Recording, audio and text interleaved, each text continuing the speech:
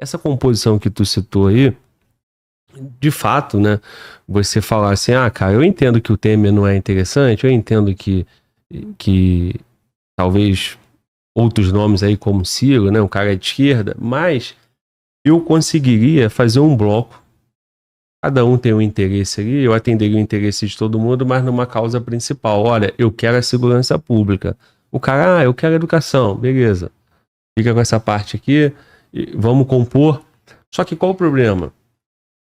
Todo mundo tem rabo preso e todo mundo é uma parte do sistema que eles, separados, é muito mais interessante do que compor num todo. Sim. Tu pega o Temer, cara. Pô, o temor do Bolsonaro e da direita bolsonarista é o Alexandre de Moraes. Quem botou o Alexandre de Moraes foi o Temer. Tu acha que esse cara tem dívida de gratidão e ele tem rabo preso com o Temer? É claro que tem, pô. Né? O Temer tirou ele de São Paulo, deu expressão como ministro da Justiça, botou no STF. O cara tem amarras com o Temer. Aí você pega o Lula, apesar de enfraquecido, quantos caras ele botou ali no STF, pô? Sim, que tem obrigação com ele, né? E aí tu pega os deputados, o Centrão, os caras não têm rabo preso com o Lula? Tem, porque o Lula libera a emenda. Porque o Lula fatia os ministérios como ninguém. Então, todo mundo tem um rabinho preso com alguém, dadas as proporções. Resumindo, cara, a dificuldade de compor isso aí vai ser enorme. Eu converso com bastante gente aqui e tenho refletido bastante sobre o poder real, né? Nosso querido professor Vale fala muito isso, né? Os dominadores globais e até aqui dentro, né? Aquela mão invisível, né? Que movimenta todas as peças. Ela é tão forte dentro do sistema que esses líderes são meros peões para esses caras. Então, assim, cara, independente do Lula, independente de quem for, aquele poder invisível vai continuar tocando, né, o país. Resta a nós escolher entre um mauzão e um mauzinho, né? O mal menor ou o mal maior. Mas vamos entender uma coisa, e é interessante você falar, porque eu tô baseando muito no modelo Bukele. Lá era pior do que aqui. E aí eu te falo, é mais fácil pro Bukele ou pro Bolsonaro num país pequeno ou num país grande? Porque se você parar pra pensar, num país pequeno... rabo preso, né? Não, detalhe. Num país pequeno, né? Num país pequeno, é mais fácil o cara parar na porta da sua casa, pegar a sua família, ou num país gigante igual o Brasil? País pequeno, eu vejo que é mais fácil. Então eu acho que o Bukele pegou mais pedreira do que o Brasil. E aí você falou, não, mas e a questão do rabo preso? O que é interessante? Você já viu o artigo 1º da Constituição que fala assim, todo poder emana do povo, que o exerce por meio de representantes eleitos ou diretamente, nos termos da Constituição. Só que diretamente nunca acontece. Nunca aconteceu, e nem... E quando aconteceu não foi e nem eleitoral, porque os caras entram lá e fazem tudo diferente. Mas eu até trocaria, né? Deveria mudar, né? Só um trechinho deveria, todo poder mama no povo, né? Deveria ser assim, mama no povo. Mas o que eu vejo? É a história Você já assistiu o filme das formigas lá? Bugs Life? E tem a história do gafanhoto que detonava as formigas. E aí, de repente, as formigas se rebelaram e vieram contra o gafanhoto. O que acontece? Todo mundo entra com o rabo preso. Isso é inegável. E você falou que tem um sistema por trás de tudo isso, que o sistema tem o seu interesse próprio. Resta nós entender qual que é o interesse do sistema. O que o sistema quer? Será que o interesse do sistema é tão inimigo e contraditório com o sistema do... Será que o sistema quer esse caos mesmo de segurança pública? Será que é isso mesmo que eles querem? Né? Por que eu falo? Se a gente parar para pensar, e é como eu te disse, o Bukele entrou por um partido de esquerda. Ele foi prefeito de uma cidade, né, no interior, depois ele se tornou prefeito de El Salvador, e depois, com a popularidade do serviço bem feito em El Salvador, o reflexo do que ele fez em El Salvador, isso repercutiu via redes sociais, e o cara se tornou presidente. Sem a força popular que o Bolsonaro tinha. Ele usou, né, dentro do sistema, o seguinte discurso: a única coisa que eu quero é a segurança pública. Ele usou isso para ganhar uma popularidade grande e depois mudou os deputados a favor dele. Ele teve tempo de esperar, planejar. E aí ele ganhou uma popularidade que, sabe as formiguinhas que enfrentam o gafanhoto? Veio tudo pro lado dele. Então ele teve um projeto, uma estratégia que ele chegou lá dentro. Cara, o Brasil não é tão diferente assim, não. Se você parar pra pensar, no começo, quando deu lá em 2023, eu vi uma coalizão de lideranças formaram o Serconsud ali, que foi o Sul, Sudeste, a reunião dos governadores, onde eu vi uma liderança do Tarcísio em relação ao Zema, Ratinho, todo mundo. Sim. E eu vi ali uma projeção de uma nova liderança nascendo. O que os caras meio daqui depois, talvez por ego, por jogo, político, começaram a deixar enfraquecer. O que eu vejo? Sempre formam grupos ali que têm os seus próprios interesses. É um Game of Thrones. Então, se um cara entrar e trouxer grupos e os interesses não são tão antagônicos, ele ganha força. Então, por exemplo, entra um Tarcísio. De repente, o Tarcísio chama todo o Centro-Oeste, Sul, Sudeste como presidente e fala: minha bandeira é segurança pública, depois nós vamos apostar na pauta econômica. Eles vão estar comigo, eu vou distribuir os louros, eu ganho aqui em cima, vocês ganham aí embaixo, sem precisar de tanta maracutaia, mas vamos, de certa forma, fazer uma vista grossa. O que o Bukele fez? Ele ganhou a força desse grupo, esse grupo ajudou a eleger os deputados dele, e depois que ele elegeu esses deputados, ele já tinha uma força do povo tão grande que todos os deputados ficaram à mercê dele. Bolsonaro teve isso. Bolsonaro conseguiu eleger o Tarcísio, cara. Ou ninguém conhecia o cara. Ele conhecia. Nem de São Paulo ele é. Nem era de São Paulo. Falou, é esse aqui. E o povo foi. O Bukele tinha isso. Sim. Só que o Bukele conseguiu construir isso depois. O Bolsonaro já entrou com isso. Você entende que essa força, depois que o Bukele ganhou, ele soube canalizar isso. Ele já tinha força demais e falou, não, agora se vocês quiserem reeleger, vocês precisam de mim. Mas ele foi neutralizando pontos de pouquinho em pouquinho até que ele conseguiu construir. Ele entrou com o rabo preso. Mas ele tinha boa vontade. Agora, o rabo preso principal do Bolsonaro, e eu vou te falar assim, a galera deve estar me odiando por causa disso, né?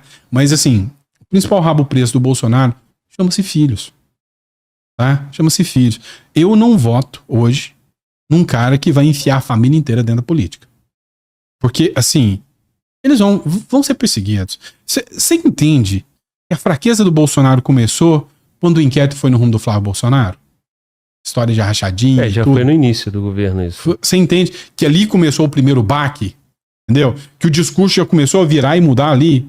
Então, assim, todo mundo tem o seu rabo preso. É igual exatamente como você falou. Só que o que acontece? Quando o cara tem boa vontade, ele vai entrar com o rabo preso. Ele vai ter que ceder. Vou te dar um exemplo de novo. Que é experiência que eu tenho de Goiás. O Caiado é um cara que tem rabo preso. Senão ele não dava um título pro Dino. Senão ele não fazia isso. Mas lá dentro de Goiás, passaram-se 4 anos já, depois mais 4. E o Caiado conseguiu resolver o problema da criminalidade lá dentro. O STF interferiu pro Caiado resolver o problema lá dentro? Mas interferiu no Rio, por quê? Porque, de certa forma, nem todo interesse é antagônico quanto a gente pensa. Entendo. Entendeu? Então, assim, vamos lá, o Caiado ganhou uma popularidade que, se Goiás fosse o Brasil, hoje ele tinha 88% da população. Mas desculpa te cortar, cara, é porque Goiás, eles sabem que um estado como Goiás pode deixar um cara ter uma popularidade dessa, porque ele não espalha pro Brasil. Sim. Agora, se tu pega um estado grande como São Paulo, que é o caso do Tarcísio, que tá tendo quando também, ele vai tendo muito isso, aí tem que dar a minada dele. Que a mídia tá fazendo que por causa dos policiais agora. Então, assim, eu acho que isso não é de respeito com Goiás. Estou dizendo que Goiás tem uma população menor. Mas você acha que o discurso da mídia realmente está descredibilizando o Tarcísio? Você acha que o povo hoje eu acho que acredita? Acho que acredita. Mas deixa eu voltar aqui antes, só na questão do rabo preso. Entenda uma coisa. O Bolsonaro de 2018 era um Bolsonaro, vamos dizer, um mal necessário para o sistema de poder. Por quê? Você vinha de um período de manifestações, você vinha de uma economia, de uma eleição de 2014, onde o sistema, né, não conseguiu tirar a Dilma. Uhum. O Aécio era o candidato, né? Acho que o Aécio, a direita até abraçou o Aécio porque era, né? 2014. Era contra a Dilma, né? Então, sim, todo mundo queria o Aécio, botou a camisa do Brasil e foi lá votar no Aécio, né? Lembrando que... A culpa não é minha, votei na Aécio, você lembra dos exatamente. Então, assim, passado a eleição de 2014, 3,5% de queda no PIB em 2015, 3,5% de queda do PIB em 2016, impeachment da Dilma, o Temer assume, mas o Temer não ia ganhar a eleição em 2018. Se você não tem um cara como o Bolsonaro, o Haddad ganharia aquela eleição do Alckmin. Né? Mas eu entendo que a vontade do sistema era o Haddad. Não era o Bolsonaro. Pô, mas se o sistema queria o Haddad, o sistema derrubou a Dilma e prendeu o Lula, por quê? É como eu te disse. Eles queriam não a Dilma, não o Lula, queriam um Aécio. Certo? Beleza. Quando eu te disse que o impeachment sempre gera um caminho que ninguém sabe, é onde surgiu a figura do Bolsonaro. Que ganhou um boom de popularidade em pouco mais de 2 anos. E a história do Trump não é diferente não, tá? É parecido. Se você olhar, tem um vídeo que circula aí na internet que todo mundo ridicularizava o Trump lá em 2016. Todo mundo fala, não vai ganhar. Então o que acontece? O resultado do impeachment foi um alto índice de popularidade do Bolsonaro que ninguém esperava. Nesse momento, surgiu na cena o Haddad. Mas o Haddad consequência, é a nova Dilma, né? Exato. Dilma de cueca, né? Surgiu porque seria o Lula. Né? O sistema já tinha tirado o Lula e o Bolsonaro surgiu pós-Lula, pós-prisão de Lula. Isso. Certo? Eles não esperavam o surgimento de um Bolsonaro. E o reflexo do Bolsonaro foi o impeachment da Dilma. Criou um desgaste tão grande da esquerda que o Bolsonaro surgiu.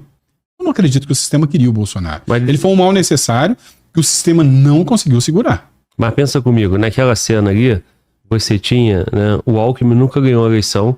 Sim. O Alckmin era o cara que ganhava para São Paulo. Fácil. Né? O PSDB tinha São Paulo. Tem uma história que nunca ninguém, governador de São Paulo, chega lá. Você já viu? Chega presidente, né? É. Então, mas você pega o Alckmin, né, com aquele perfil dele, ele era o cara para ganhar do Haddad. Do sistema. Exato. E aí você tinha também o Henrique Meirelles, aqueles caras ali, né?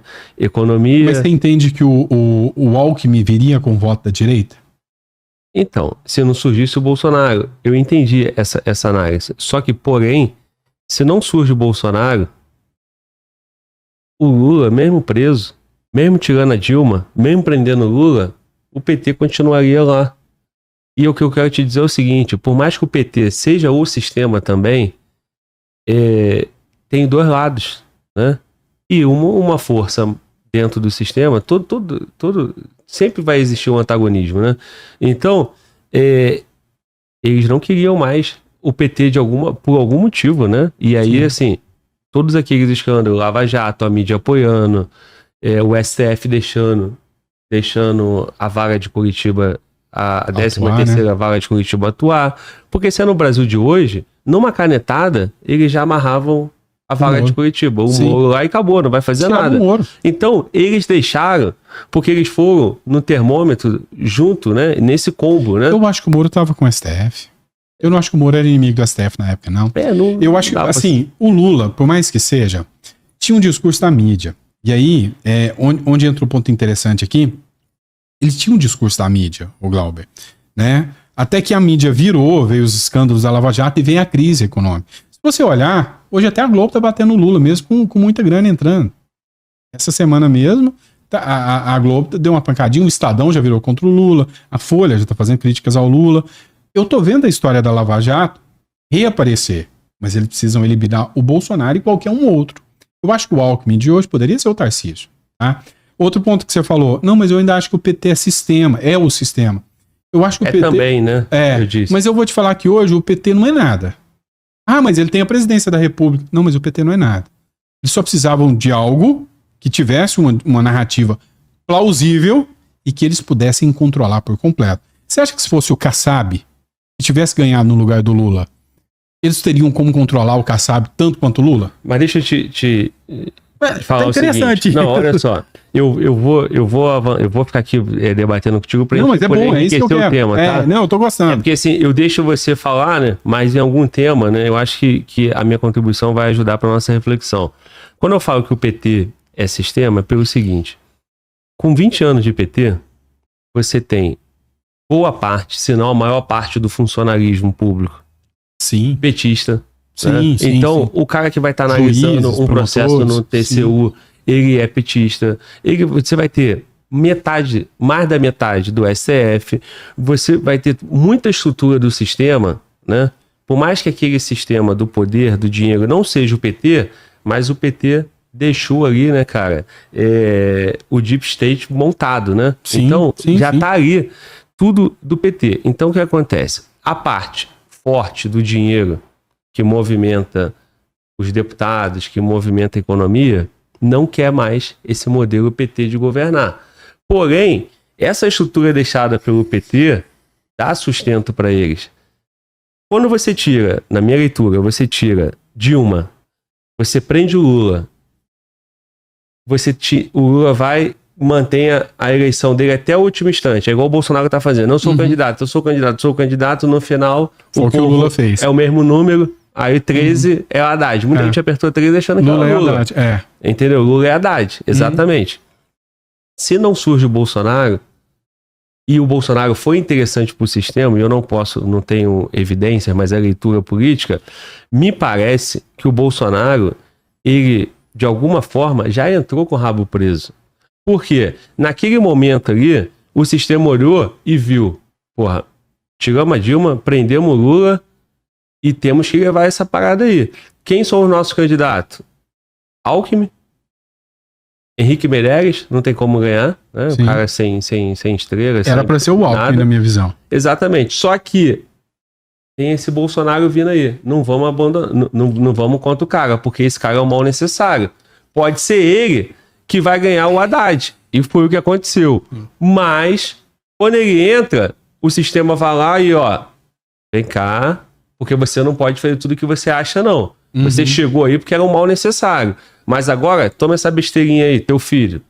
Aí quando vai indicar um negócio lá, aí o Toffoli abre logo aquele inquérito lá, que foi chamado de inquérito do fim do mundo. Sim. E ele, porra, grita e tal, e sente o golpe. Aí os caras vão lá e esvaziam a tal da CPI da Lava Toga. Então, os caras foram tomando a rédea. E aí, pro povão, ficou o quê? Rabo preso por conta dos filhos. Mas não necessariamente pode ser os filhos. Mas você quer uma análise que eu faça em cima disso? E aí vamos voltar pro ponto filosófico. Eu te falo que o bolsonarismo foi maior do que o petismo. O Lula foi condenado pela Lava Jato do Moro, correto? O STF assistiu tudo aquilo que foi feito pelo Moro e fez alguma coisa? Não, deixou. Quem que tinha indicado mais ministros do STF? Todos eram indicados pelo PT, com exceção do Gilmar Mendes, que foi indicado pelo Fernando Henrique, se eu não me engano. O resto eram todos do PT. Não, pô, tu tinha, ó, Celso de Mello, você tinha Fux. O Fux que indicou? Fux, acho que foi no PT? Já foi PT? Acho que já. Mas a grande parte ali era o PT que indicou, certo? E aí, voltando na fase filosófica, o que eu quero dizer para você? Hoje eu entendo que dentro do espectro direita e esquerda, a direita, ela pensa no coletivo. A esquerda, ela pensa no individual. Eu acredito que a esquerda, apesar de tudo, ela só defende uma causa se essa causa for muito benéfica a ela. Por exemplo, a direita teve a reforma da Previdência. Você concorda? Sim. Na reforma da Previdência, fudeu ou não fudeu com o aposentado, com quem queria aposentar, com o idoso, com quem estava trabalhando e esperava aposentar? Errou com eles, você concorda comigo? Mas você vê que os aposentados e os trabalhadores de direita apoiaram a pauta da reforma da Previdência, mesmo sabendo que isso era ruim para eles, mas pensavam no que poderiam deixar para os filhos. Essa é a visão da direita, coletivista. E a visão da esquerda? Você acredita? Você tem a visão de que mas os juízes são todos colocados pela esquerda, tem uma dívida de gratidão. O que aconteceu com o Lula agora? Hoje eu noticiei isso. O Lula, dentro do pacote fiscal, ele colocou, né, uma pauta antiprivilégio, certo?